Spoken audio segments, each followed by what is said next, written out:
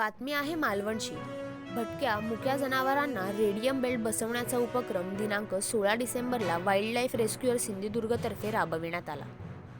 हौशी संस्था प्राणीप्रेमींनी पुढाकार घेत मालवणपासून सुरुवात करत संपूर्ण जिल्ह्यात हा उपक्रम राबविला।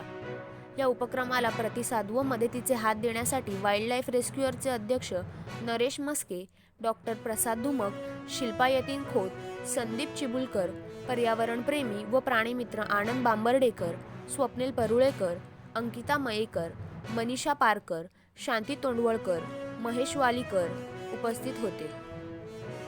आज आपण मालवणमध्ये सगळे जमले आहोत। वाईल्ड लाईफ रेस्क्युअर सिंधुदुर्ग ही संस्था सिंधुदुर्ग जिल्ह्यात कार्यरत आहे। हातात बेल्ट बघितल्यावर तुमच्या लक्षात आलंच असेल की हे रेडियम बेल्ट आहेत, जे या संस्थेमार्फत भटक्या जनावरांच्या गळ्यात म्हणजे जसं